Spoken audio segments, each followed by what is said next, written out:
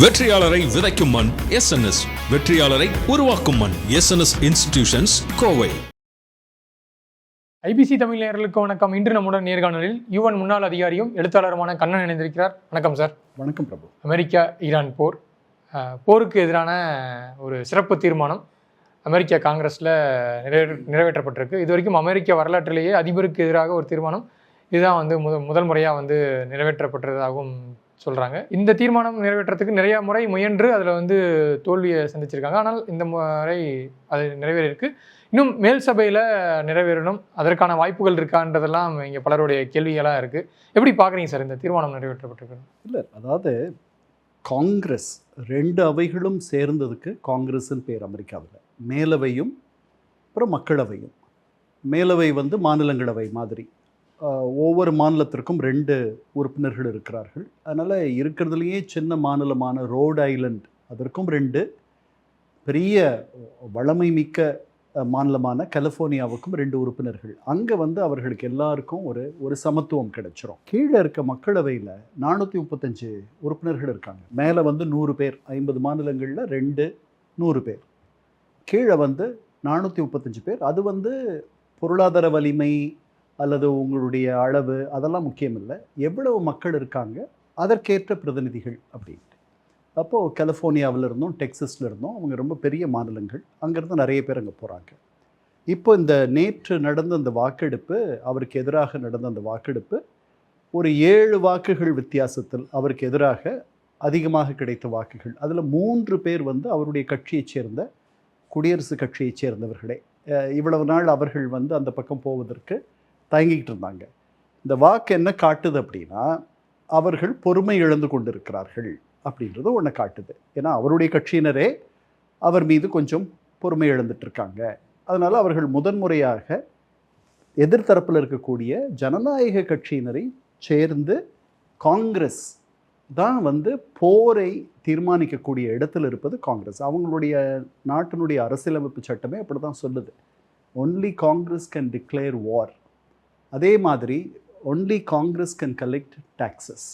காங்கிரஸ் தான் அதுக்கான அதிகாரத்தை தர முடியும். அதனால தான் உச்சநீதிமன்றம் அவர் இந்த இறக்குமதி கட்டணங்களை விதிச்சார் இல்லையா, அவருக்கு அதுக்கு அவர் அது ஒரு வரி அப்படின்றத கருதி அவர் அதை விதிக்க முடியாதுன்னு சொல்லிட்டு ஒரு தீர்ப்பு தந்துச்சு. அதனால் நேற்று நடந்தது அதுதான். 7 பேர், ஒரு 3 பேர் இந்த பக்கம் இருந்து அந்த பக்கம் போய் வாக்களித்ததுனால இது நடந்துச்சு. நீங்கள் சொன்ன மாதிரி பல முறைகள், இது ஒரு 7 முறை இதுக்கு முன்னாடி அவர்கள் இதுக்கு முயற்சி பண்ணாங்க, இது நடக்கலை. போன மாதம் இதை கொண்டு வந்த பொழுது இது தோற்கடிக்கப்பட்டுச்சு. அதனால் இது ஆனால் இது ஒரு அடையாள குறியீடு, அவ்வளவுதானே தவிர இது ஒரு சிம்பலிசம். இதனால் அவருக்கு ஒரு பெரிய பின்னடைவெல்லாம் ஒன்றும் கிடையாது. அவர் இதை ஊதி தள்ளிட்டார். இப்போ அடுத்து மாநிலங்களவைக்கு இது போகணும். மாநிலங்களவையில் இது ஒருவேளை இது வெற்றி பெறுதுன்னா கூட அவரால் அதை வீட்டோ பண்ண முடியும். அவருக்கு அந்த அதிகாரம் இருக்குது. அதை புறந்தள்ளிட முடியும். அவர் ஏற்கனவே காங்கிரஸுக்கு 60 நாளைக்கு பிறகு தொடர்ந்து அவர் இந்த போரை நடத்தணும் அப்படின்னா காங்கிரஸ் கிட்ட போய் ஒப்புதல் வாங்கணும். அதுக்கு அவர் என்ன சொன்னார்? முதன்முறையாக ஒரு அமெரிக்க அதிபர் இந்த மாதிரி ஒரு பதில் சொன்னார். அவருடைய நிர்வாகத்தை சேர்ந்தவர்கள் 38 நாளில் போர் நிறுத்த ஒப்பந்தம் வந்துருச்சு, அதனால் 60 நாள் இன்னும் முடியலை, 38 நாள் தான் முடிஞ்சிருக்கு, இன்னும் நிறைய அவகாசம் இருக்குது அப்படின்னு சொல்லிட்டார். வீட்டோ பண்ணிடலாம், இல்லை நீதிமன்றத்திற்கு போய் அதை கேள்விக்குறியாக்கலாம். அதனால் இது பல அதிபர்களுக்கும் காங்கிரஸுக்கும் ஏற்கனவே இருந்த சிக்கல் தான். இந்த மாதிரி சிக்கல் வியட்நாம் போகிறப்பவும் வந்திருக்கு. அதனால் இதில் நான் ஒரு பெரிய அளவில் இது அவருக்கு ஒரு பின்னடைவுன்னு பார்க்க மாட்டேன். ஆனால் பொறுமை இழந்து கொண்டு இருக்கிறார்கள் எல்லாரும். இந்த போரை வேகமாக அவர் முடிவு கொண்டு வரணுன்ட்டு எண்ணம் நிறைய பேருக்கு இருக்குது. அவரே சொன்னார் நேற்று என்ன சொன்னார்? எங்கள் கட்சியைச் சேர்ந்த பல பேர், என்னுடைய நிர்வாகத்தைச் சேர்ந்த பல பேர், அவங்க உயிரிழப்பு இல்லாமல் இந்த போரை ஒரு முற்றுக்கு கொண்டு வரணும், ஒரு முடிவுக்கு கொண்டு வரணும் அப்படின்னு நினைக்கிறாங்க அப்படின்ட்டு அவரே நேற்று ஒத்துக்கிட்டார். இவ்வளவோ நடந்திருக்கு. அதனால் இந்த போர் இன்னும் ஒரு குறுகிய காலத்தில் இந்த போரை தொடர்ந்து நடத்துவதற்குரிய இடத்துல ஈரானும் இல்லை, அமெரிக்காவும் இல்லை. அதுதான் ரொம்ப சாதகமான ஒரு விஷயம். சில தினங்களுக்கு முன்பு செய்திகளை பரபரப்பாக பேசப்பட்டது என்னன்னா, அமெரிக்க அதிபர் இஸ்ரேல் பிரதமர் பெஞ்சமின் நெதன்யாஹு கூட ஒரு தொலைபேசி உரையாடல், அது ரொம்ப காரசாரமான ஒரு உரையாடலாக அமைஞ்சது. இஸ்ரேல் லெபனான் மீதான அந்த தாக்குதலில் உடனடியாக நிறுத்தணும் அப்படின்றத ஈரானும் வந்து ஆரம்பத்திலேருந்தே வலியுறுத்திட்டு இருக்காங்க. இந்த போர் நிறுத்தம் எட்டணும்னா இதுவும் வந்து ஒரு டிமாண்டாக அவங்க வந்து விதிக்கிறாங்க. இந்நிலையில் ட்ரம்ப் நெதன்யாகு இடையிலான அந்த தொலைபேசி உரையாடலும் ஒரு முக்கியமான செய்தியாக இங்கே பார்க்கப்படுது. சொல்லுங்கள் சார், இஸ்ரேல் இதோடைய நிலைப்பாடை, இஸ்ரேல் கடந்த காலங்களில் எப்படி அமெரிக்காவை பயன்படுத்துகிறாங்க, அமெரிக்க அதிபர் ட்ரம்ப்பை வந்து அவங்க யூஸ் பண்ணுறாங்க அவங்களுடைய அந்த அவங்களுடைய அந்த கொள்கை நிறைவேறணுன்றதுக்காக. ஸோ இது வரும் காலங்களில் மட்டுப்படுத்தப்படுமா, இஸ்ரேலுடைய நோக்கம் வந்து இதன் மூலிமா வந்து குறைக்கப்படுமா அப்படின்ற கேள்விகள் நல்லது. ஸோ இதற்கு என்ன பதில் சார்? இல்லை, முதல்ல இது வந்து ஒரு பொதுவாக கட்டமைக்கப்பட்ட ஒரு எண்ணம், ஒரு நேரட்டிவ். யூதர்கள் அப்படின்றவங்க அவங்க ஒரு பெரிய செல்வாக்கு மிக்க ஒரு லாபி, ஒரு அரங்கம். அவங்க வந்து அமெரிக்க தலைவர்களை அவர்கள் நினைத்தபடி ஆட்டுவிக்கக்கூடிய இடத்தில் இருப்பதாக பல பேர் நம்புகிறார்கள். நான் அப்படி நம்பலை. யூதர்கள் பல முக்கியமான பொறுப்புகள் இருக்கிறார்கள். அவங்க பெரும்பான்மையெல்லாம் கிடையாது, அவர்கள் ஒரு சிறுபான்மையினர். அங்கே அவர்கள் செல்வாக்கு மிக்கவர்களாக இருக்கிறார்கள். ஆனால் அமெரிக்க வெளியுறவு கொள்கையவே முழுமையாக தீர்மானிக்கக்கூடிய இடத்தில் அவர்கள் இருக்கிறார்கள் அப்படின்னா நான் அப்படி நினைக்கல. அப்படி யாருமே இருக்கிறதா நான் நினைக்கல. அமெரிக்கா அதனுடைய கொள்கை, அதற்கு நலம் பயக்கக்கூடிய கொள்கையை அது கடைபிடிக்கும். அது வந்து இஸ்ரேலை மத்திய கிழக்கில் ஒரு உற்ற துணையாக கருதுகிறது. அவ்வளவுதான். அது 70க்கு பிறகு, வியட்நாம் போரில் அவங்க தோற்ற பிறகு இஸ்ரேல் இவ்வளவு சின்ன நாடு, இத்தனை பகை நாடுகளை அது வெற்றி கொள்ளுது. அதை பார்த்து ஒரு பெரிய ஒரு வியப்பும், இதனுடைய துணை நமக்கு வேணும், இது துணையாக இருக்கணும் அப்படின்ற ஒரு எண்ணமும் அவர்களுக்கு வந்துச்சு. சவுதி அரேபியா ஒரு பெரிய துணை, இது இன்னொரு துணை, அவ்வளவுதான். ஜூன் 1ஆம் தேதி தான் நினைக்கிறேன் அந்த தொலைபேசி உரையாடல். அதில் வந்து அவர் நேற்று சொல்லியிருக்காரு, நீ பைத்தியம் அப்படின்னு நான் அவரை பார்த்து சொன்னேன் அப்படின்னு இருக்காரு. அதுக்கப்புறம் இன்னும் கெட்ட வார்த்தைகள்லாம் அவர் பயன்படுத்துனதாகவும், நான் இல்லைன்னா நீ சிறைக்கே போயிருந்திருப்ப, நான் தான் உன்னை காப்பாற்றியிருக்கேன், உன்னை பிடிக்காதவர்களும் இஸ்ரேலை பிடிக்காதவர்களும் நிறையா இருக்காங்க, இதுக்கெல்லாம் நீ தான் காரணம்ன்ட்டு அவர் சொன்னதாகவும் தகவல். அவர் வந்து நான் பைத்தியம்னு திட்டினது உண்மை அப்படின்னு ஒத்துட்ருக்கார். அவ்வளோதான் நமக்கு தெரியும் இப்போதைக்கு. இதை ஆக்சியாஸ்ன்ற ஒரு வலைத்தளம் அவங்க முதல்ல இந்த தகவலை வெளியிட்டாங்க. அவர் கெட்ட வார்த்தையில் திட்டினார், சிறைக்கு அவர் அனுப்பிடுவேன், போயிருப்பார் அப்படின்லாம் சொன்னார். 10 நாளைக்கு மேலே இஸ்ரேலுக்கும் ஹெஸ்புல்லாவுக்கும் நிறையா ஒரு உக்கிரமான ஒரு போர் நடந்துகிட்ருக்கு. இவர்கள் வந்து தெற்கு லெபனான் உள்ளே போய், தெற்கு லெபனானில் லிட்டனி ஆறுன்ட்டு ஒரு ஆறு இருக்குது, அந்த ஆறு வரைக்கும் நோக்கி போயிட்டுருக்காங்க. பெய்ரூட்டை தாக்குவதாக இருந்தார்கள். அப்போ தான் இந்த ஈரானியர்கள் பெரிய ஒரு அழுத்தத்தை கொண்டு வந்தாங்க. இந்த பேச்சுவார்த்தை இன்றைக்கி நாளைக்கு ஒரு ஒப்பந்தத்தில் முடியுன்ற மாதிரி ட்ரம்ப் நமக்கு நம்பிக்கை தெரிவிச்சிட்டு இருந்த நேரத்தில் ஈரானியர்கள் பெரிய ஒரு அழுத்தத்தை அவர் மீது வைத்தார்கள்.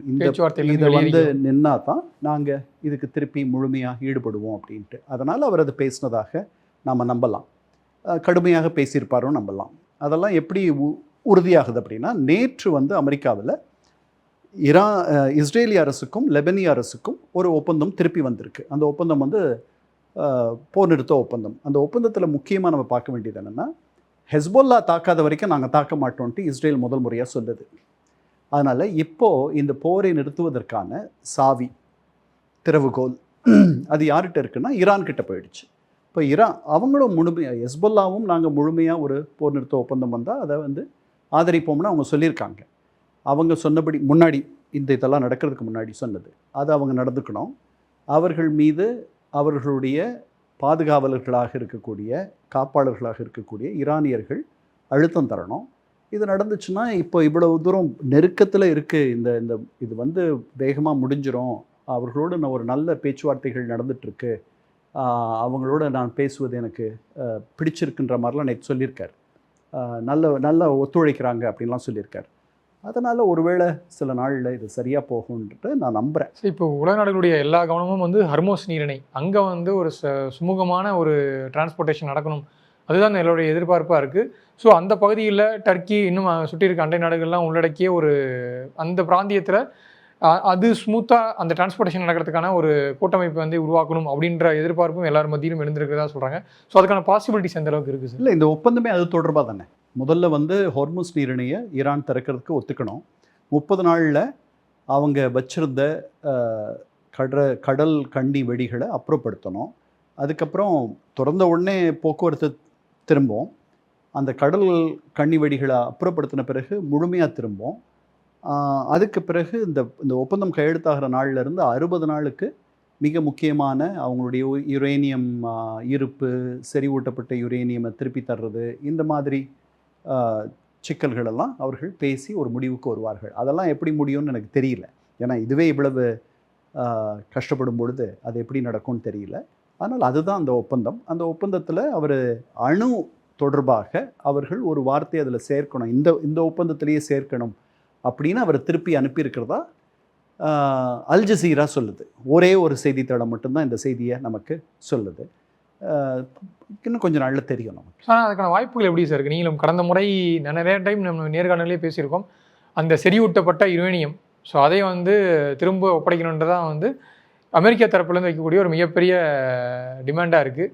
அதே போல் ஈரான் வைக்கக்கூடிய டிமாண்ட் பார்த்தீங்கன்னா ஹர்மோஸ் அங்கீகாரம், அதை தாண்டி வளைகுடா நாடுகளிலிருந்து இந்த அமெரிக்க தளங்களை முழுமையாக அகற்றணும். சில பேச்சுவார்த்தைகள் மூலிமா ஒற்று வருமா அப்படின்ட்டு எதிர்பார்க்கக்கூடிய டிமாண்ட்ஸ்லாம் வைக்கும் போது ஸோ இது எந்த அளவுக்கு இணக்கமாக போகிறதுக்கான வாய்ப்புகள் இருக்குது? இல்லை, இந்த ஹோர்முஸ் நீரிணையை பொறுத்த வரைக்கும் ஒரு ஒப்பந்தம் வருவதற்கான வாய்ப்பு நிறையா இருக்குது. அவங்க திறந்துட்டாங்க அப்படின்னா அமெரிக்கர்கள் அவங்க முற்றுகையை முடிச்சிருவாங்க அங்கே. அதனால் ஹோர்முஸ் பழையபடி பல வாரங்களுக்கு பிறகு பழைய நிலைக்கு போயிடும். இந்த முக்கியமான நீங்கள் சொன்ன அந்த அணு இருப்பு, யுரேனியம் இருப்பு, இதை பற்றி இதில் ஒரு 50% இப்படி போகலாம், 50% அப்படி போகலாம். என்னால் உறுதியாக சொல்ல முடியல. நான் நினைக்கிறேன் ஒரு 51% ஒரு உடன்பாடு ஏற்படுவதற்கான வாய்ப்பு இருப்பதாக நான் எண்ணுகிறேன். ஏன்னா நிறைய விஷயங்கள் 2 பேரும் இந்த போரை தொடர்ந்து நடத்துவதற்குரிய இடத்தில் இல்லை. இந்த போரை ஒரு முற்றுகைக்கு கொண்டு வர வேண்டிய அவசியம் ட்ரம்ப்புக்கு அதிகமாக இருக்குது. அவர் நிறைய இந்த போரில் ஒரு $1 ட்ரில்லியன் வரைக்கும் செலவு பண்ணி இந்த போரை நடத்தியிருப்பார் அப்படின்ட்டு சிலர் கணிக்கிறார்கள். ஈரானியர்கள் ஒரு $300 பில்லியன் அளவுக்கு இழப்புகளை சந்தித்திருக்கிறார்கள். அவங்களுடைய தொழிற்சாலைகள் அழிந்திருக்கின்றன, அவர்களுடைய ஆயுத கூடங்கள் மூடப்பட்டிருக்கின்றன, தரைமட்டமாக்கப்பட்டிருக்கின்றன. வேலை வாய்ப்புகள் பல லட்சக்கணக்கான பேருக்கு ஒரு பெரிய கேள்விக்குறியாக மாறிடுச்சு. அவர்களுடைய பொருளாதார சுமையும் பொருளாதார நெருக்கடியும் கூடிட்டே இருக்குது. அவர்கள் மூச்சு விடுவதற்கு மீண்டும் இந்த பொருளாதாரம் சீரடைய வேண்டும். அதற்கு அவங்க மேலே இருக்க பொருளாதார தடைகள்லாம் விலகணும். அப்புறம் பல $பில்லியன் அவர்களுடைய பணம் உறைஞ்சிருக்கு. அமெரிக்கா முடிவு பண்ணால் தான் அதை மீட்டு அவங்களுக்கு திருப்பி அவர்களுக்கு கிடைக்கும். இந்த காரணங்களால் அவர்கள் உலகத்தோடு ஒன்றி வாழ வேண்டிய ஒரு நிலையில் பொருளாதார சிக்கலில் இருப்பதனால் அப்புறம் இதை ஒரு அளவுக்கு மேலே அவர்களுடைய மக்களை சோதிச்சுட்டு இருந்தாங்கன்னா மக்கள் அப்புறம் கொதிச்சிருவாங்க. அதனால் அவங்களுக்கு எங்கே எது வரைக்கும் விடலாம், எவ்வளோ இனிமேல் பொறுக்க வேண்டாம், நம்ம இறங்கி போவோம் அப்படின்ற ஒரு நிலைக்கு அவர்கள் வருவார்கள்னு நான் நினைக்கிறேன். அப்புறம் அவர்களுக்குள்ளேயே போன வாரம் ஒரு நாடாளுமன்ற உறுப்பினர் நாம் அமெரிக்காவோட எந்த சமரசமும் பண்ணக்கூடாதுன்னு சொன்னார். அதற்கு எதிர்வினை ஆற்றியவர்கள் இருந்தார்கள் முதன்முறையாக. அதனால் அப்புறம் இதுக்கு முன்னாடி ஒபாமா ஒப்பந்தத்தை செய்த ஈரான் தரப்பிலிருந்து செய்த ஈரானுடைய வெளியுறவு அமைச்சர் அவர் இந்த போர் தொடங்கின உடனேயே ஒரு கட்டுரை எழுதினார் ஃபாரின் அஃபேர்ஸில். அந்த கட்டுரையில் இறங்கி போகணும், ஈரான் எதிர்காலத்தை நோக்கணுமே தவிர பின்னாடியெல்லாம் பார்க்கக்கூடாது, அதற்கு அவர் சில வழிகளெல்லாம் சொல்லி ஒரு நல்ல கட்டுரை. அதற்கு அவருக்கு மிகப்பெரிய எதிர்ப்பெல்லாம் வந்துச்சு அந்த நேரத்தில். இப்படியெல்லாம் சொல்கிறாரு, இவர் சமரசம் பண்ணிக்க சொல்கிறாரு, இவர் ஒரு துரோகி அப்படின்னு சொன்னவர்கள்லாம் இருந்தார்கள். இது ஒரு கடினமான ஒரு சூழல் அவங்களுக்கு. எண்ணெய் விலையெல்லாம் உலகத்தில் ஏறி இருக்குது. நவம்பரில் இடைத்தேர்தல்கள் வந்துடும். நேற்று அவர் ஆதரித்த ஒரு வேட்பாளர் தோற்று போனார் உள்கட்சி தேர்தலில். அதனால் நெருக்கடி 2 பேருக்கும் இருக்கிறதான் நான் நினைக்கிறேன். அதுக்கப்புறம் பாகிஸ்தானிகள் அவர்கள் முழு மூச்சாக இதுக்காக கடுமையாக உழைக்கிறாங்க. அவங்களோட சேர்ந்து எகிப்து, துருக்கி, கத்தார் இவர்களும் ரொம்ப இதுக்காக. ஏன்னா தற்காலிக போர் நிறுத்த ஒப்பந்தம் அமலில் இருக்கும் போதே நேற்று முன்ன பார்த்தீங்கன்னா குவைத்தில் விமான நிலையம் மீது ட்ரோன் அட்டாக்ஸ் நடந்திருக்கு. அதே போல் அமெரிக்கா வான்படைகளும் ஈரானில் இருக்கக்கூடிய அந்த கன்னிவெடிக்கு ரொம்ப ரொம்ப நேற்று நல்லா தாக்கியிருக்கோம். அவங்கள கோபப்படுற அளவுக்கு அவங்கள தாக்கியிருக்கோம் நாங்கள் அப்படின்னு ட்ரம்ப்பே சொல்லியிருக்கார். அதுவும் நேற்று நடந்திருக்கு. அதுக்கு முன்னாடி இந்த 10 நாளில் 2 முறை அமெரிக்கா தாக்கியிருக்கு. இது நேற்றோடு சேர்ந்து 3 முறை. அதில் 2 படகுகளை அவங்க மூழ்கடிச்சும் செஞ்சிட்டாங்க. அதற்கு பதிலாக குவைத், பாரேன் அந்த 2 நாட்டு மேலேயும் ஒரு தாக்குதலை நடத்துச்சு ஈரான். குவைத் மீது இது 3வது தாக்குதல்னு நினைக்கிறேன், இல்லை 2வது தாக்குதல் அதுக்கு பிறகு. அதனால் இது நடந்துகிட்ருக்கு. இந்த உரசல்கள், ஸ்கர்மிஷஸுக்கு நான் உரசல்னு சொல்கிறேன், இந்த உரசல்கள் வந்து பெருசாக வரப்போகிற இந்த ஒப்பந்தத்தை பாதிக்கும்னு நான் நினைக்கல. அதுக்கு வந்து அவங்களுடைய பேரத்தில் அவங்களுடைய வலிமையை கூட்டுவதற்காக 2 தரப்பும் இப்படி ஈடுபடுறதா ஒரு கருத்து இருக்குது. அதுக்கப்புறம் அமெரிக்கர்கள் வந்து அவங்களுடைய தாக்குதலுக்கு தற்காப்பு காரணம்னு சொல்கிறாங்க. அதனால் நமக்கு போதுமான அளவு தகவல்கள் நமக்கு வெளியில் இல்லை, அதனால் தெரியல சரியா. இனி இஸ்ரேலுடைய அந்த வேகம், இஸ்ரேல் வந்து லெபனான் மேலே நடத்திட்டு இருக்கக்கூடிய அந்த தாக்குதல், இந்த ஒப்பந்தம் மூலிமா இனி ஒரு நீண்ட காலத்துக்கு இது வந்து ஒரு அமைதி சூழல் நிலவும் அப்படின்றது எதிர்பார்க்கலாமா சார்? நீண்ட காலம் அப்படின்றதெல்லாம் ரொம்ப ரொம்ப நீண்ட காலம், அது தெரியல எனக்கு. ஹெஸ்புல்லா வந்து ஒரு பெரிய தலைவலியாக இஸ்ரேலுக்கு இருக்கும். இஸ்ரேல் பாலஸ்தீன பிரச்சனையை முழுமையாக தீர்க்கும் வரை அதற்கு இந்த சிக்கல்கள் எல்லாம் தொடர்ந்து இருக்கும், இந்த தலைவலி எல்லாம் இருக்கும். இதோடு தான் அது வாழணும். அதனுடைய தேர்வு, அதனுடைய சாய்ஸ். அதுக்கு இந்த மாதிரி ஒரு வாழ்க்கை வாழணுமா, நித்தம் ஒரு துன்பத்தோடு, இல்லை இதுக்கு ஒரு முழுமையான ஒரு தீர்வு. இந்த தீர்வுக்கு வந்துட்டு இதுக்கு வந்து அறுவை சிகிச்சை தான் தீர்வு அப்படின்ற மாதிரி, பாலஸ்தீனம் ஒரு தனிநாடாக மாறுவது தான் இதற்கு தீர்வுன்றது நாங்கள் எல்லாருமே நினைக்கிற ஒரு எண்ணம். அதை அவங்க கொடுத்துட்டாங்க அப்படின்னா இந்த பிரச்சனைகளில் பெரும்பாலும் மாயமாக மறைந்துவிடும். அதற்கப்புறம் இஸ்ரேல் மேலே இருக்கக்கூடிய கோபமோ ஆத்திரமோ பெருமளவு குறைஞ்சிரும். வேறு பிரச்சனைகள் வரலாம் அவங்க ஒரு தனி நாடாக இருக்கும் பொழுது. அது எல்லா நாட்டுக்கும் பக்கத்தில் இருக்க அண்டை நாட்டோடு இருக்கக்கூடிய பிரச்சனைகள், அதை அவங்க சந்திக்கணும், அதை சந்திப்பாங்க. அந்த முயற்சிகளை ஈடுபடுவாரா சார்? கண்டிப்பாக. பாலஸ்தீனத்திற்கு வந்து அதான் அவர் ஒரு காசாவில் ஒரு போர் நிறுத்த ஒப்பந்தம் கொண்டு வந்திருக்கார். அந்த ஒப்பந்தத்தை மேற்பார்வையிடுவதற்காக ஒரு அறக்கட்டளையை நிறுவியிருக்கார். அந்த அறக்கட்டளை வந்து போர்ட் ஆஃப் பீஸ், அமைதி அறக்கட்டளைன்னு பேர். அதில் பல நாட்டு அதிபர்கள், தலைவர்கள் அதில் இருக்காங்க. நமக்கும் அழைப்பு இருக்குது. அதில் $1 பில்லியன் கட்டினீங்கன்னா உங்களுக்கு உறுப்பினர் சேர்க்கை கிடைக்கும். இதெல்லாம் பண்ணியிருக்கார். அவருடைய மனசு அங்கே இல்லைன்னு நினைக்கிறேன் இப்போதைக்கு. அது வந்து ரொம்ப தொலைவில் இருக்குது. அதுக்கு வந்து அவருக்கு ஒரு எந்த அதிபருக்கும் ஒரு 2 ஆட்சி காலம் தந்தால் தான் அதை தீர்க்க முடியும். ஏன்னா அவ்வளவு சிக்கல் உள்ள ஒரு பிரச்சனை அது. அதை வந்து கிளின்டன் ஒரு தீர்வுக்கு ஏறக்குறைய கிட்ட கொண்டு வந்தார். ஆனால் அது நடக்கலை. அதுக்கப்புறம் புஷ் திருப்பி 2007ன்னு நினைக்கிறேன், புஷ் இருந்த நேரம், அவர் அதை கிட்ட கொண்டு வந்தார். ரொம்ப நெருக்கத்தில் வந்து அது 2 தடவையும் தவறிடுச்சு. அதனால் அது தெரியல எப்படி தீரும் அப்படின்னு. பட் போர் நிறுத்தத்தை கொண்டு வரணுங்கிறதுல நிர்பந்தத்தில் கண்டிப்பாக அமெரிக்க அதிபர் ட்ரம்ப் வந்து அதில் உறுதியாக இருக்கார். அதற்கான வேலைகளை தான், அதோட வெளிப்பாடு தான் இந்த மாதிரியான விஷயங்கள்னு எடுத்துக்கலாமா சார்? கண்டிப்பாக. அதனால தான் அந்த 2 நாள் அவர்கள் ஏற்பாடு செஞ்ச பேச்சுவார்த்தைகள் மூலமாக தான் லெபனிய அரசும் இவங்களும் இஸ்ரேல் அரசும், இல்லை ஹிஸ்புல்லா இல்லை, லெபனிய அரசு, இலங்கை இன பிரச்சனையில் எப்படி இந்தியா வந்து கையெழுத்து போட்டுச்சோ அந்த மாதிரி இஸ்ரேலியர்களும் லெபனானும் கையெழுத்து போட்டிருக்கு, ஹிஸ்புல்லா கையெழுத்து போடல. கண்டிப்பாக சார், பொறுத்திருந்து பார்க்கலாம் அடுத்தடுத்த நகர்வுகளை. நேரம் ஒதுக்கி நிறைய தகவலை பண்ணிட்டீங்க. நேரத்திற்கு நன்றி சார். வெற்றியாளரை விதைக்கும் மண் SNS, வெற்றியாளரை உருவாக்கும் மண் SNS இன்ஸ்டிடியூஷன்ஸ், கோவை.